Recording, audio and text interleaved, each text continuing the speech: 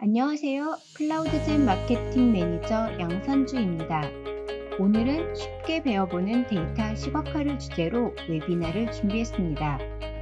아직도 엑셀을 사용해서 데이터 시각화의 고수가 되기 위해 식은땀 흘리며 고생하고 계실 고객분들을 위해 더 쉽고 더 빠른 데이터 분석 시각화 툴인 마이크로소프트의 파워 BI를 소개합니다. 이번 교육은 저희 제니스앤컴퍼니 클라우드 사업부에서 데이터를 담당하고 계신 이준익 사장님께서 맡아주셨습니다. 그럼 모두 즐겁게 집중해주세요. 네, 안녕하세요. 저는 제니스앤컴퍼니에서 데이터 AI 영역을 담당하고 있는 이준익 차장이라고 합니다. 오늘 파워 BI와 관련해서 파워 BI를 가지고서 데이터 분석을 하기 위한 기본적인 사항들에 대한 내용을 공유 드리도록 하겠습니다. 지금 아젠다는 일단 간단하게 파워 BI에 대한 아키텍처에 대한 이해, 그리고 결국에는 파워 BI를 한다는 자체가 어떤 데이터에 대한 웨어하우징을 한다는 개념으로 바라보시는 게 좋을 것 같고요. 거기와 관련돼서 원래 모델링에 대한 내용, 그리고 비주얼라이제이션에 대한 내용 등까지 해서 간단하게 라이브 데모 형태로 진행을 하도록 하겠습니다.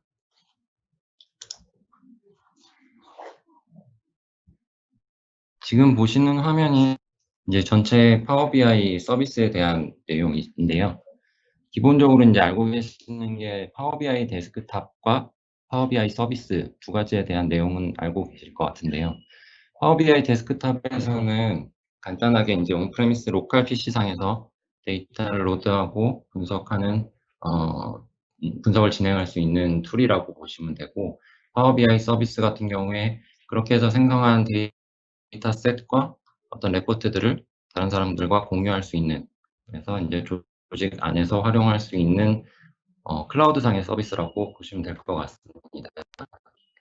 결국 그림에서 보시는 것처럼 온프레미스 상에서 데이터베이스나 쉐어포인트, 다른 비정형 데이터들, 파일들에 대한 데이터를 파워 BI 데스크탑으로 읽어서 그거에 대한 배포를 진행을 하시게 된다고 하면은 이제 기본적으로는 데이터셋이라고 하는 그 기본 연결 플러스 만약에 임포트를 한다 그러면 데이터에 대한 전체 내용들이 배포가 되게 되고요. 그 배포된 데이터셋은 그 배포를 하시는 시점에 또 레포트를 생성할 수 있지만, 배포한 데이터셋을 가지고 파워 BI 서비스 안에서 또 레포트를 생성하시거나 아니면 각 레포트에서 파일 형태로 차트들을 묶어서 대시보드 형태로 구성하실 수도 있습니다. 이렇게 진행하시게 되면은 결론적으로는 데이터셋이라는 게 가장 중요한 팩트가 되는 부분이고요. 데이터셋을 만약에 온프레미스에서 SQL 온프레미스에 있는 데이터베이스에서 데이터를 가져왔다라고 하실 경우엔 실제 배포한 데이터셋도 그 데이터베이스에 연결을 하기 위한 파워 BI 게이트웨이라는 것을 설치하고 관리하셔야 됩니다. 애저 쪽에 어떤 지금 여기는 표시가 안 되어 있는데, 애저상의 애저 SQL 데이터베이스 같은 곳에서 데이터를 가져왔다라고 하시다 그러면 동일하게 정확하게는 이제 파워 BI 서비스는 5365 제품이고 애저하고 연동 관계는 사실 없는 부분이어서, 이쪽에 이제 SQL 데이터베이스를 읽어오셨다고 하면 그거에 대한 자격 증명도 파워 BI 서비스에서 배포 후에 다시 한번 설정해 주시는 작업도 필요합니다. 요거 외에 추가적인 내용은 이제 파워 BI 데스크탑이라는 거는 어떻게 보면은 로컬 상에서 데이터 분석을 시각화로 한다라는 부분도 있긴 하지만 최종적으로는 로컬에 있는 리소스를 가지고 대용량 데이터를 핸들링 한다는 거는 이제 어려운 부분이 있다고 봐야 되는 거죠. 그래서 기본적으로 파워 BI 데스크탑은 인메모리 형태의 기존 데이터를 실제 다 임포트 하시든 아니면 다이렉트 쿼리 형태로 데이터베이스에 쿼리를 날려서 데이터를 가져오시더라도 결과를 뿌려주는 그런 데이터들에 대한 정보를 다 메모리에 올려놓고 활용을 하게 돼서 일반적인 데스크탑 환경에서는 사실 어떤 개발 툴을 사용하는 것처럼, 비주얼 스튜디오나 이런 개발 툴을 사용하는 것처럼 다이렉트 쿼리 같은 형태로 데이터에 대한 일부에 대한 거를 가지고서 연결 정보를 가지고 데이터셋, 아까 말씀드렸던 데이터셋을 구성하는 거, 모델링하는 부분, 이런 부분을 하기 위한 개발 툴이라고 바라보시는 게 더 좋을 것 같습니다. 실제 이렇게 개발 툴을 통해서 이제 배포를 하시게 되면은 이제 데이터 사이즈가 점점 늘어나게 되면은 이 부분에 대해서도 이 클라우드에 있는 파워 BI 서비스에서도 용량에 대한 어떤 제한이 존재하기 때문에 그 이상의 데이터를 처리를 해야 된다라고 하시게 되면은 파워 BI 서비스를 위한 전용 용량을 설정을 하셔야 됩니다. 이게 기본적으로는 5365 제품이라고 말씀드렸던 것처럼 5365 쪽에서는 그런 전용 용량 할당을 위해서 프리미엄이라는 서비스를 제공하고 있고요. 그게 아닌 이제 애저상에서 애저 클라우드에서 해당 리소스들을 제공하기 위한 서비스가 이제 애저 파워 BI 임베디드라는 서비스라고 보시면 될 것 같습니다. 하지만 임베디드 같은 경우는 뭐 사실은 웹 배포에 대한 부분에 대한 애저 서비스인 거고, 이 앞단에서 프리미엄처럼 같이 5365 프리미엄처럼 뭐 전용 용량 모델링을 하기 위한 또 이제 어떤 연산을 하기 위한 컴퓨팅 같은 경우는 별도로 애저 쪽에서는 뭐 SQL 데이터베이스나 시냅스 같은 걸 활용하시거나 어널리시스 서비스 같은 형태까지 함께 제공을 하시면은 이제 프리미엄과 같은 서비스를 제공하실 수 있다고 보시면 될 것 같습니다. 파워 BI 데스크탑을 좀 전에 제가 어떤 개발 툴이라고 말씀을 드렸었는데요. 이게 파워 BI 데스크탑은 거의 데이터 웨어하우스를 구축하기 위한 첫 단에서부터 마지막 단까지의 모든 기능들이 다 포함되어 있는 거라고 보시면 될 것 같습니다. 기본적으로 ETL 작업, 데이터를 로드하고 트랜스폼하는 작업, 그리고 모델링을 하는 작업, 그리고 최종적으로 분석을 하기 위한 비주얼라이제이션을 하는 부분까지가 모두 포함되어 있기 때문에 어떻게 보면 강력한 툴일 수도 있지만 그만큼 리소스를 많이 잡아먹는 툴이기도 합니다. 실제 사용을 해보시게 되면은 메모리 부족 때문에 다른 작업을 병행해서 뭐 파워 BI 데스크탑과 함께 뭐 다른 걸 돌리면서 파워 BI 데스크탑으로 분석을 하시겠다라고 하는 거는 상당히 어려운 일이 되실 겁니다. 자, 일단 기본적으로 파워 BI 데스크탑의 ETL 작업인데요. 파워 BI 데스크탑은 데이터를 로드하는 시점에 이제 스토리지 모드라고 해서 다이렉트 쿼리, 그리고 임포트, 그리고 라이브, 이렇게 세 가지 모드를 제공을 합니다. 라이브 같은 경우는 어널리시스 서비스를 통해서 연결을 해서 모델링에 대한 모든 부분을 그 어널리시스 서비스 쪽으로 위임하는 형태이기 때문에 좀 일반적인 형태는 아니고요. 다이렉트 쿼리나 임포트 같은 경우는 DB나 어떤 파일이든 뭐든 이제 데이터 자체를 가져와서 이제 파워 BI 데스크탑의 파일 확장자인 PBIX 파일 안에다가 실제 데이터들을 전부 다 로드하는 방식이라고 보시면 됩니다. 대신 이거를 임포트를 하게 되면은 압축률이 파워 BI 자체적으로 그 데이터에 대한 압축도 진행을 하기 때문에 뭐 제가 테스트해 본 걸로는 거의 10분의 1 정도까지도 일단 압축은 진행은 되고요.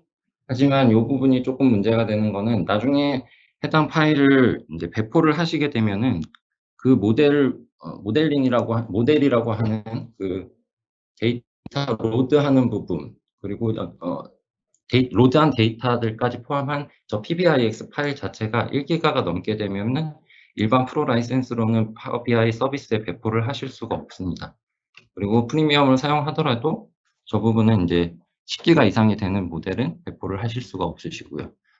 그래서 데이터가 어느 정도 사이즈가 되신다고 하면은 일단은 1차적으로는 다이렉트 쿼리를 사용을 하시는 것을 권장드립니다. 다이렉트 쿼리 같은 경우는 실제 레포트를 이제 보는 시점에, 사용자가 레포트를 열어서 어떤 결과값을 보는 시점에 SQL 데이터베이스든 DB 쪽으로 실제 쿼리를 날려서 결과를 받은 다음에 연산을 하는 방식으로 되어 있어서 실제 PBIX 파일 자체가 사이즈가 그렇게 커지지는 않습니다. 이 부분을 간단하게 파워 BI 화면을 같이 보시면서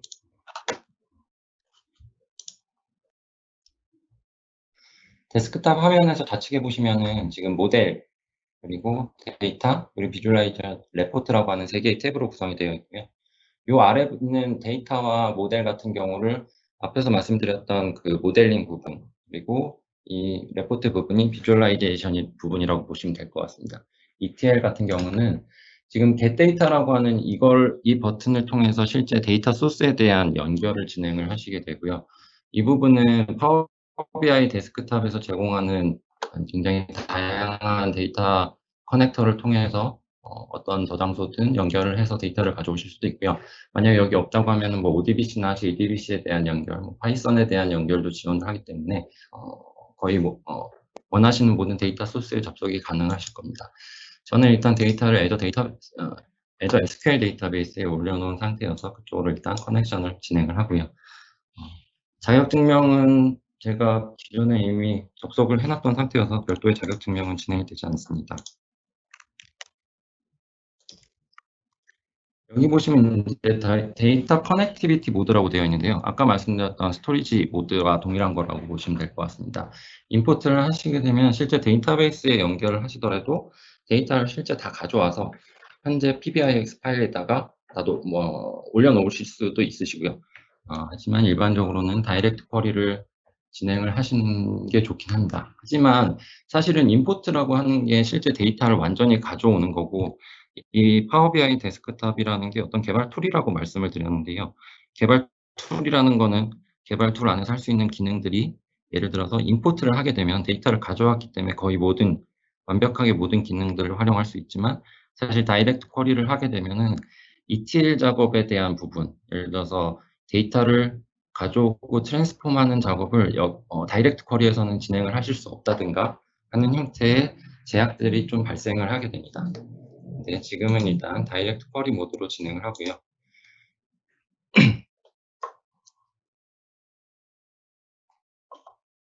연결을 하시게 되면은 지금 저는 데이터베이스를 딱히 지정은 하지 않았기 때문에 해당 서버에 있는 모든 데이터베이스들이 보이고, 저희는 어드벤처웍스에서 프로덕트 관련된 테이블과 세싱의 오더 디테일과 오더 헤더 테이블을 사용하겠습니다. 얘네는 그 SQL 서버의 그 샘플 데이터베이스인데요. 저도 사실 이 데이터에 대한 전체 이해를 한 상태는 아니지만, 얘들은 사실 또 그리고 디멘션 테이블과 팩트 테이블 구성은 아니고 실제 그냥 OLTP성 테이블 구성입니다. 그래도 일단은 오늘은 이걸로 진행을 할 거고요. 여기 보이시는 아래쪽에 이제 로드를 하는 시점에 그냥 로드를 할 건지 아니면 트랜스폼 ETL 작업을 진행을 할 건지에 대한 거를 선택을 하실 수 있습니다. 트랜스폼 데이터를 하시게 되면은 이제 좀 익숙하신 엑셀에 있는 파워 쿼리를 통해서 데이터에 컬럼을 컴퓨티드 칼럼을 추가를 한다든가 아니면 테이블들을 머지를 해서 하나의 태블로 조인을 한다는 거죠. 조인을 해서 하나의 태블로 만든다든가 하는 작업들을 진행을 하실 수 있는데요. 하지만 다이렉트 쿼리 상에서는 지원이 되지 않기 때문에 저희는 지금 지금 로드하려고 하는 5개 테이블에 대해서 그냥 그대로 로드를 진행하도록 하겠습니다. 실제 이 단계에서 이제 임포트를 하시게 되면은 전체 데이터를 다 가지고 와서 올려야 하게 되기 때문에 굉장히 시간이 좀 오래 걸릴 수도 있고요. 하지만 이제 다이렉트 쿼리 같은 경우는 기본적인 메타 정보만 가져오는 형태이기 때문에 빠르게 진행이 됩니다. 그러면 지금 현재 가져온 건 아니고 이제 연결을 만들어 놓은 테이블들이 보이시고, 요거에 대해서는 뒤에 다시 한번 이제 모델링 하는 쪽에서 진행을 하도록 하겠습니다.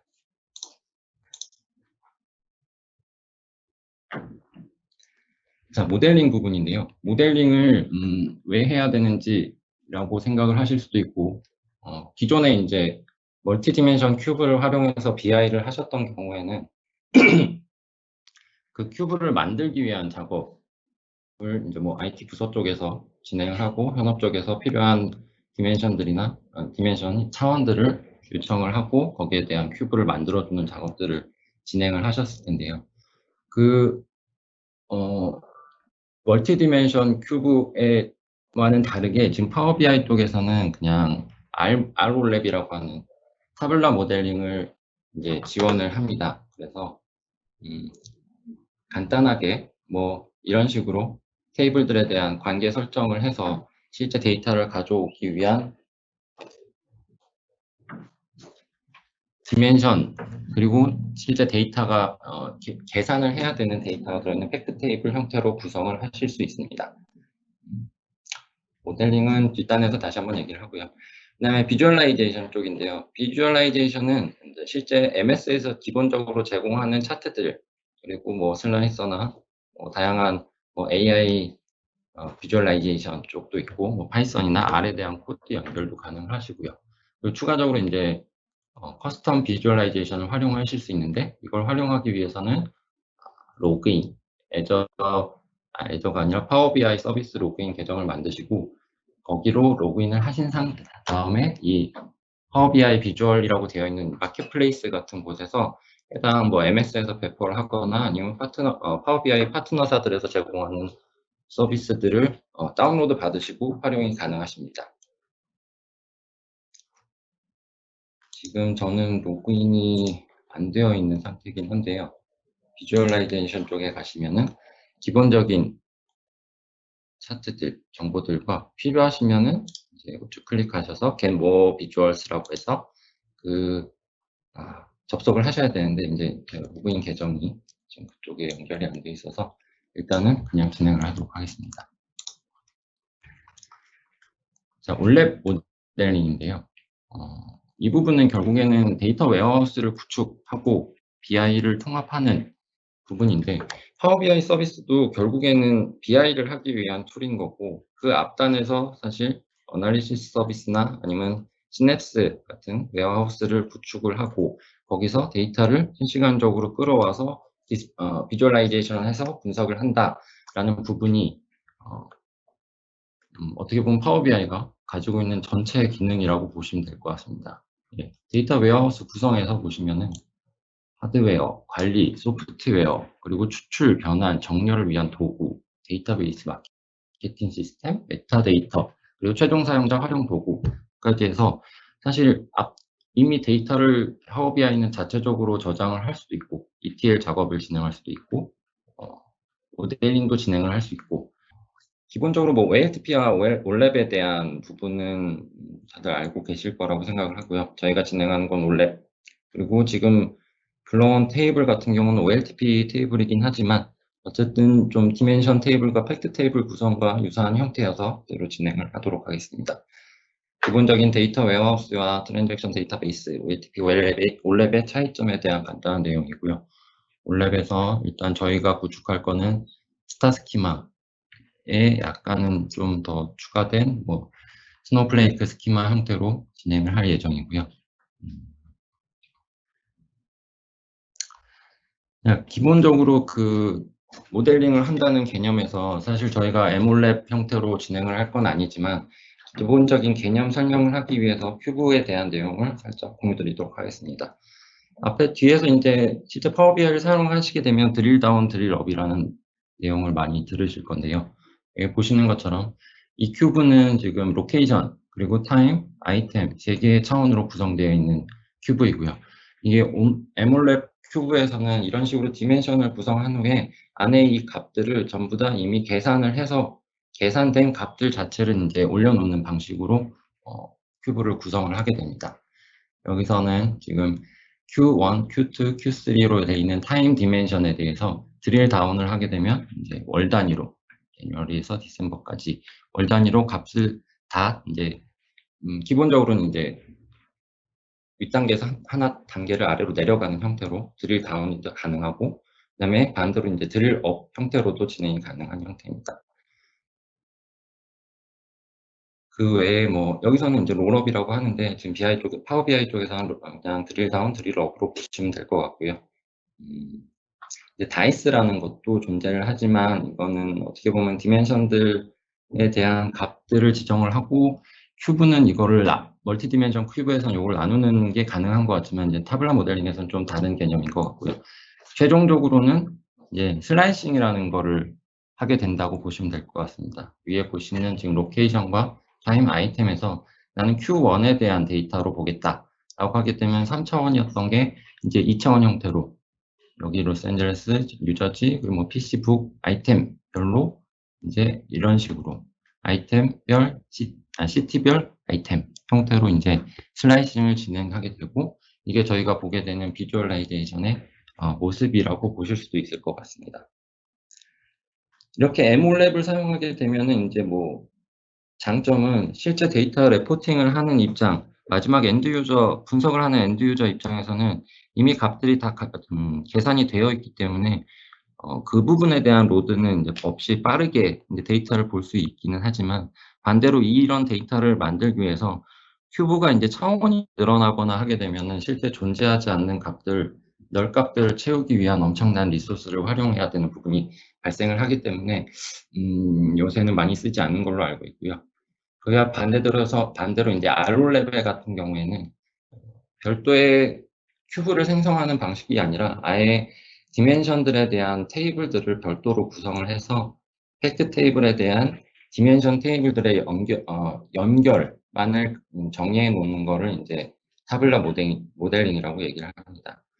간단하게 보시면 이제 플랫 테이블 형태로 만약에 OLTP에서 데이터를 이런 식으로 물론 저장을 하지는 않습니다만, 이렇게 어떤 프로덕트 카테고리별, 그리고 각각 퀀티티, 유닛 코스트, 유닛 프라이스 형태로 이렇게 데이터가 저장이 되어 있다고 한다면은, 얘를 이제 데이트에 대한 부분, 그리고 뭐 컴퍼니에 대한 부분, 그리고 프로덕트에 대한 카테고리 정보까지 포함된 이런 형태로 각각 이 빨간색 네모칸들을 디멘션 테이블로 분리를 하고, 그 다음에 실제 계산을 해야 되는 값이 들어있는, 측정해야 될 값들이 있는 정보를 이제 팩트 테이블이라는 형태로 분리를 해서 이제 R 모델링, R 올랩을 구성하게 됩니다.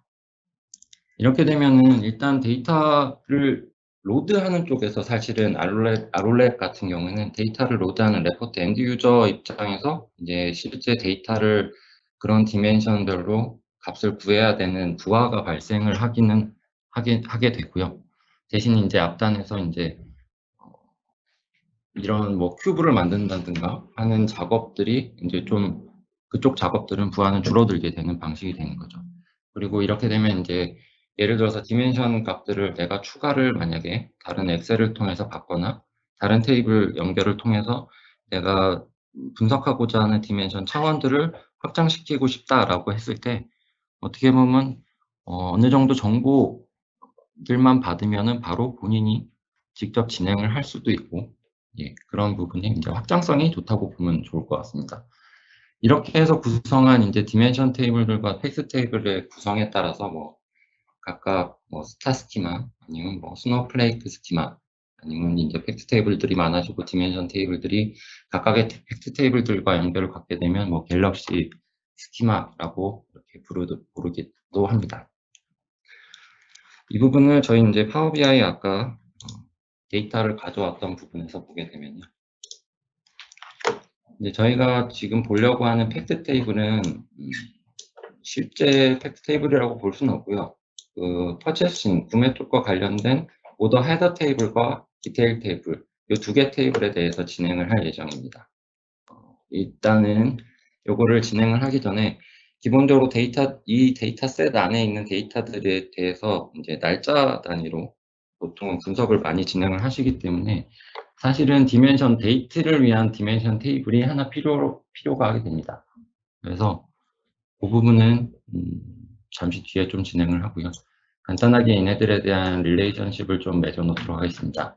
지금 오더 헤더 테이블에서 얘는 퍼체스 오더 아이디와 디테일 테이블들의 오더 아이디 두 개를 연결을 진행을 하고요.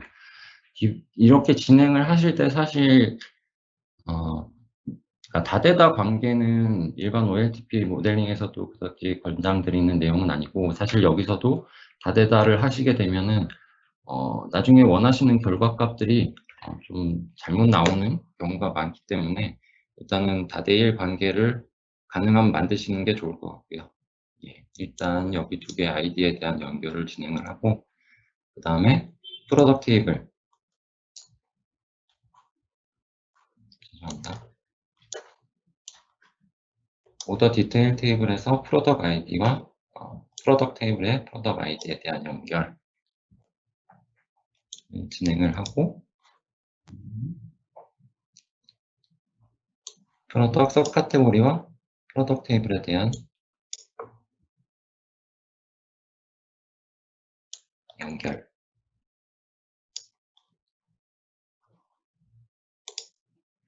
그리고 최종적으로 프로덕트 테이블에 대한 연결을 진행했습니다.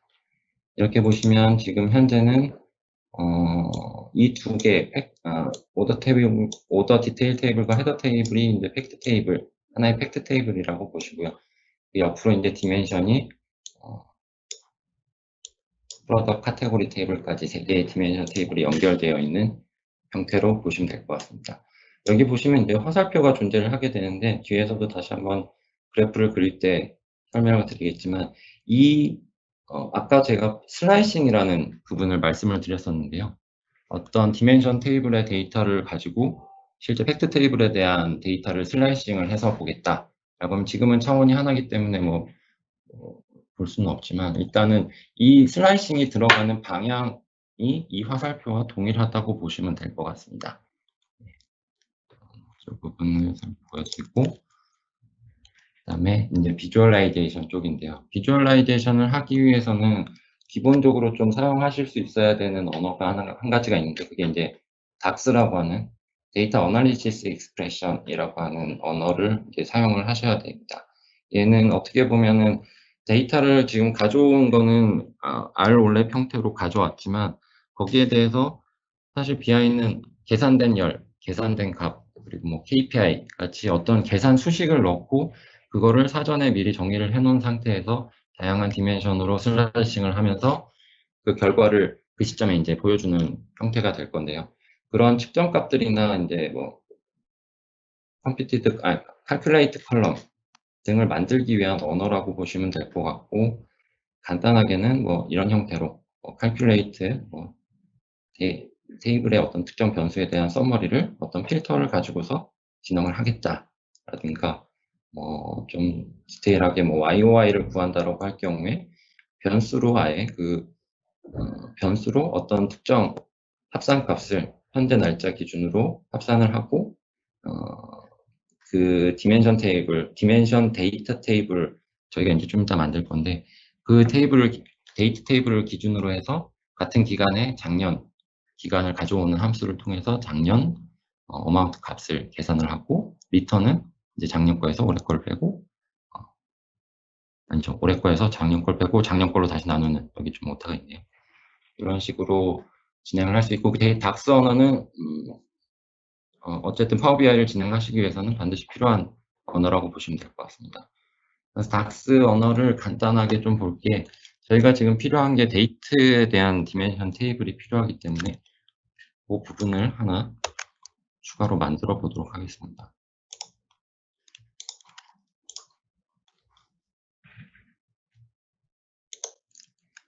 자, 저희는 여기서 이제 추가로 테이블을 하나 구성을 하게 될 거고요. 비주얼라이제이션의 모델링에 가시게 되면 이제 매저나 아니면 calculate 컬럼 생성, 그리고 테이블을 만들기 위한 버튼들이 보이고요. 여기서 이제 new 테이블을 생성을 하시게 되면은 얘는 이제 어떤 닥스 수식을 가지고 테이블을 구성을 하게 되는 방식이고요. 저희는 여기서 이제 카피해온 이걸 통해서 디멘션 데이트라는 테이블을 생성하도록 하겠습니다.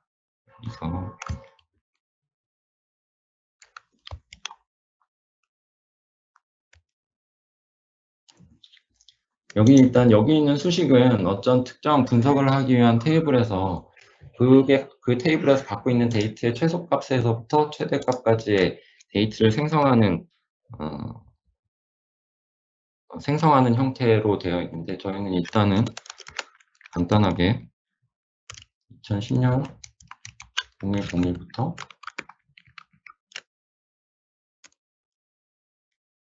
20년 12월 31일까지의 데이트를 생성을 하도록 하겠습니다. 죄송합니다. 캘린더라는 저 펑션이 이런 데이트 디멘션 테이블을 만들기 위한 펑션이고요. 인터넷상에서 보면 이 형태의 저걸 활용을 해서 다양하게 이제 데이트 디멘션 테이블을 만드는 소스들은 존재를 하고요. 저희는 간단하게 이 형태로 일단 생성을 했습니다.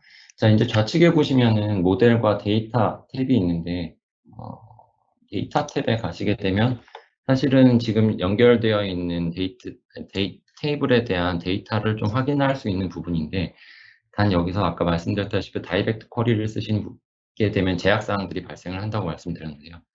여기서 이제 다이렉트 쿼리로 연결한 경우 데이터 확인은 불가능하십니다.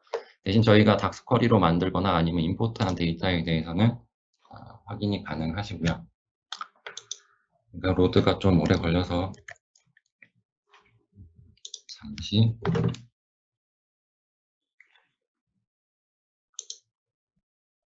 예, 이런 식으로 지금 데이터에 관련된 2010년 1월 1일부터 2020년 12월 31일까지에 대한 데이트가 생성이 되었고요. 근데 여기서 이제 칼렌더 함수를 쓰시게 되면은 이제 실제로 생성되는 내용이 데이트만 생성되는 게 아니라 데이터 아래 이어, 쿼터, 먼스, 데이에 대한 하이러키 구조의 모든 데이터가 한꺼번에 같이 생성이 됩니다. 요거는 뭐 이제 분석을 하실 때 꼭 필요한 부분이시고요. 여기에 이제 추가적으로 한 가지 더 생성해 볼 거는, 여기 이제 저기 포맷으로 생성된 거 외에 날짜와 관련된 데이트와 관련된 추가적인 정보들이 필요하시다고 하시면은, 예를 들어서 뭐 월 이름이 필요하다라고 하시면은 아까 여기서 추가적인 new 칼럼을 생성을 하실 수가 있습니다. 여기서 new 칼럼을 클릭을 하시고 새로운 칼럼에 지금 만들어져 있는 데이트, dimDate라는 요게 저희가 만든 게 dimDate 테이블이고요. 그 테이블에 있는 데이트 칼럼을 기준으로 해서 포맷을 이제 월 이름을 가져오는 지금 이제 calculate 컬럼이라고 보시면 됩니다. 이렇게 추가를 하시게 되면 예, 보시는 것처럼 영문으로 이제 각 월의 이름이 이제 구성이 되시는 걸 보실 수 있고요. 요거는 필요에 따라서 뭐 월 주 단위, 주일, 뭐 요일 이런 게 필요하시다고 하시면은 그런 걸 추가로 생성하실 수 있습니다. 자, 여기서 이제 비주얼라이제이션 쪽으로 넘어가서 좀 진행을 해볼 건데요. 저희가 갖고 있는 테이블은 총 디멘션 데이트, 그리고 프로덕트, 카테고리, 그리고 섭 카테고리, 그 다음에 프로덕트 테이블, 그리고 세일즈 오더 디테일과 오더 헤더 테이블이 있고요. 여기서 저희가 계산을 하고자 하는 열은 여기 보시면 이제 토탈 주라고 하는 가격을 합산을 진행을 할 거고요. 지금 이 자체에 대해서도 어떤 서머리 값을 제공을 할 수도 있긴 한데, 만약에 어떤 조건이나 이런 것들이 들어가야 되는 경우도 발생을 할 수 있기 때문에 얘를 간단히 지금 측정값으로 하나 생성을 하도록 하겠습니다. 측정값은 생성하시게 되면 상단에 이렇게 닥스 수식을 집어넣는 부분이 생기게 되고요. 여기서 서머리 간단하게 싱 테이블의 뷰 칼럼에 대한 서머리 한 거를 이렇게 total 뷰 썸 이라고 칼럼을 하나 지정해 놓도록 하겠습니다.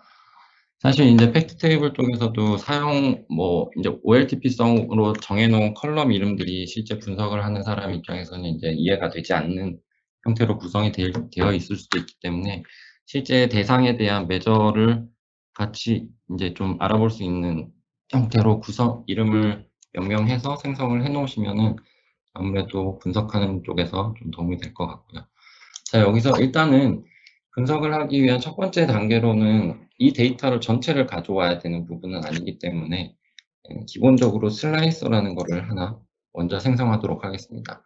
여기 보시면 실제 비주얼라이제이션 쪽에 슬라이서라고 하는 거는 이거 하나지만, 다른 차트를 생성을 하시고 나서 그 차트에 있던 어떤 데이터를 클릭을 하시면 이렇게 다 싱크가 맞아서 다른 차트들에도 반영이 되는 걸 보셨을 텐데요. 그 차트를 클릭하는 순간 사실 걔도 이제 슬라이서로 동작을 한다고 보시면 되고요. 얘는 좀 더 명명하게 보기 위해서 슬라이서라는 걸 하나 구성하고, 여기에 저는 데이트 밑에 있는 데이트 하이라키를 여기 지금 우측에 비주얼라이제이션 쪽에 있는 필드에 추가를 하셔도 되고, 뭐 아니면 이 차트 위에다가 바로 올리셔도 되고요. 이렇게 보시면 저희가 생성한 2010년부터 2020년까지 모든 데이터들이 보여지는 걸 보실 수 있습니다. 근데 뭐 사실 실제 원 데이터에 들어있는 원 테이블에 들어있는 거는 2011년부터 2014년까지 데이터긴 한데요. 일단은 이 상태에서 차트를 하나 그려보도록 하겠습니다. 얘는 연도별 전체 서머리 데이터에 대한 데이터를 볼 거고요. 자, 여기에 이제 엑시스 쪽에 축에 들어갈 거는 일단은 데이터 하이라키 자체를 집어넣도록 하겠습니다. 이렇게 넣으시게 되면은 보시는 것처럼 우측 상단에 이제 화살표들이 좀 보이게 되시고요. 요게 사실은 이 하이라키 구조를 따라서 이제 드릴 다운을 하실 수 있는 기능을 이제 이 하이라키를 추가하시게 되면 바로 사용을 하실 수도 있고요. 근데 얘를 뭐 꼭 이렇게 사용 안 하셔도 이 엑시스 아래에다가 어떤 형태든 사실은 연도 단위로 보다가도 다른 형태로도 추가가 가능하세요. 뭐 프로덕트 형태, 프로덕트 네임을 집어넣고 싶다라고 하시면은 그걸 넣어서도 물론 진행은 하실 수 있습니다. 그러면 드릴 다운을 하는 시점에 얘는 데이트 기준의 차트가 아닌 그 프로덕트 네임의 네임 기준의 차트로 변경이 되는 게 되는 거죠. 일단 지금 저희는 month, day까지에 대한 축을 집어넣고 거기에 대한 밸류 값으로 아까 메저로 생성해 놓은 토탈 듀 서머리 값을 이제 밸류에다가 추가하도록 하겠습니다. 추가를 하게 되면은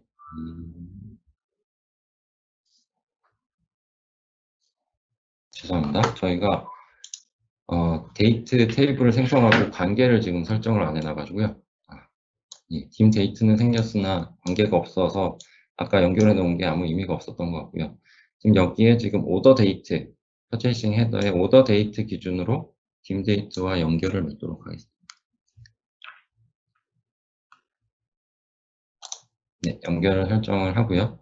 이러고 나서 보면은 이제 비주얼라이제이션에 가시면 이제 루틴이 돌고 있는 중이고요. 예, 보시는 것처럼 이제 2011년, 2012년, 2013년, 4년까지의 데이터가 보이시게 됩니다. 이거를 좀 더 보기 좋게 하기 위해서 데이터 라벨을 하나 키고요. 키시면 이제 라벨 값이 보이게 되고 그 다음에 사실 좌측에 2010년, 2011년, 2012년은 데이터도 없는데 슬라이서가 떠 있는 게 좀 눈에 거슬리기 때문에 저희는 요거에 대한 필터도 추가를 할 거고요. 자, 보시면 제가 이거 슬라이스라고 말씀을 드렸지만 이 페이지 전체에 대한 또 다른 슬라이스를 걸 수 있는 부분이 우측에 보시면 필터라는 게 존재를 합니다. 이 필터 상에서 이 페이지 전체에 대한 어떤 필터 적용 아니면 저희가 만드는 아래쪽에 만약에 여러 페이지를 만든다고 하면 그 모든 페이지에 대한 필터도 적용이 가능하시고요. 그래서 여기에 일단은 저희가 데이터가 들어있는 이어 기준으로 해서 이 페이지에 2011년부터 2014년까지라는 필터를 하나 추가를 하도록 하겠습니다. 그러면 좌측에 보시는 슬라이서, 지금 여기는 전체에 다 먹은 거지만 사실 데이터는 2011년부터 2014년까지밖에 없으니까 이 차트는 변경이 없고 슬라이서 쪽에 이제 필터가 먹어서 2011년부터 14년까지만 데이터가 보여지는 지금 상황이고요. 자, 이 상태에서 이제 추가적으로 저희가 갖고 있는 디멘션 테이블이 이제 프로덕트 테이블이 하나 존재를 하고 그 최상단이 프로덕트 카테고리 테이블이 하나 있었죠. 그러면 이제 프로덕트 카테고리별로 하나 파이 차트를 만들어 보도록 하겠습니다. 파이 차트를 선택해서 생성을 하시고요. 이 차트는 프로덕트 네임 기준으로 프로덕트 네임을 끌어서 프로덕트 카테고리의 네임을 끌어서 올려주시고 그 다음에 계산해서 보여줄 값은 아까 추가했던 토탈 듀 서머리를 이제 값으로 집어넣겠습니다. 자, 여기서 한 가지 좀 짚고 넘어갈 거는 짚고 넘어갈 건 아니고 보기에 좀 예쁘지가 않아서 테마를 하나 좀 적용을 하고 넘어가겠습니다. 예, 테마를 적용했고 이제 파이 차트와 이제 바 차트 두 개가 생성이 됐고요. 여기에 얘는 카테고리에 대한 거였고 저희 섭 카테고리에 대한 내용을 얘도 이제 매트릭 형태로 얘는 하나를 추가를 하겠습니다. 시간이 얼마 남지 않아 좀 빨리 진행하도록 하겠습니다. 서카테고리는 동일하게 네임으로 로우를 지정을 하고, 그 다음에 토탈 뷰 서머리 값을 밸류에 넣은 다음에 컬럼, 저희가 지금 연도별로 데이터를 봤기 때문에 연도 컬럼을 하나 추가를 하도록 하겠습니다.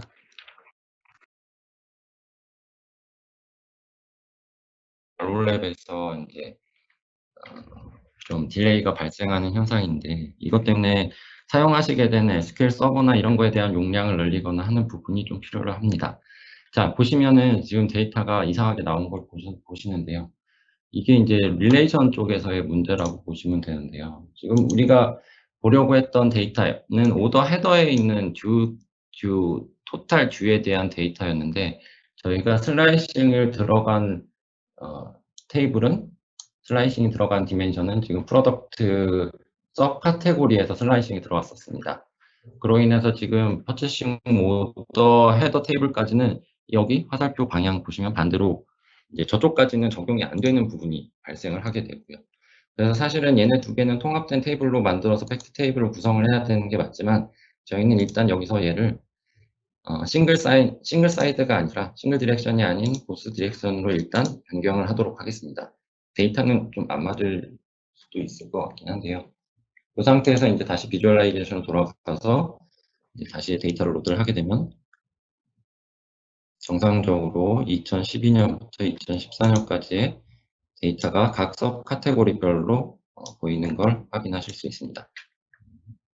이렇게 되고, 이제 최종적으로 하나 차트를 더 그릴 건데요. 최종 차트는 각 프로덕트별로 차트를 생성해 보도록 하겠습니다. 자, 이렇게 생성하신 엑시스에는 지금은 프로덕트 테이블에 프로덕트 네임을 추가를 하고 있고요. 그다음 밸류 값은 여전히 동일하게 토탈 뷰 서머리로 밸류를 추가하시고요. 이 상태에서 이제 결과가 나온 걸 보시게 되면, 네, 이런 식으로 각각 프로덕트에 대한 결과 값을 보실 수 있습니다.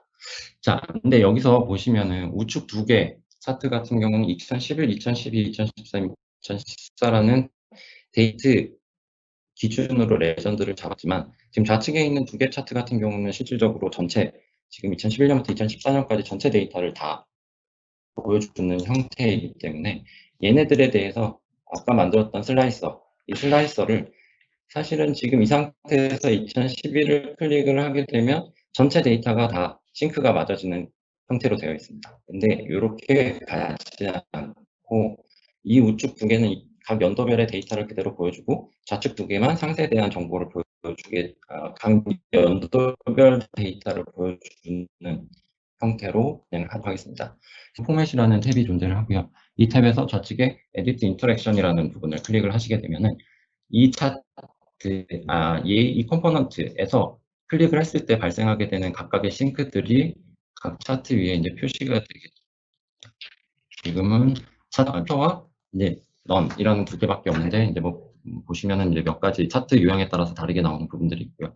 지금 저희는 이 슬라이서에서 이 두 개, 이미 연도별로 데이터를 뿌리고 있는 두 개 차트에 대해서는 싱크를 제거하겠다라고 설정을 해 놓으시게 되면은, 이제 좌측에 있는 이제 슬라이서를 선택하게 되면 좌측 두 개 테이블만 변경되고, 우측 두 개는 그대로 2011년부터 2014년까지의 모든 데이터를 뿌려주는 형태가 됩니다. 클릭을 하면 좌측 두 개 테이블만, 두 개 차트만 계속 변경이 되는 걸 확인할 수 있습니다. 일단, 예, 제가 준비한 건 여기까지 진행을 마무리하도록 하고요.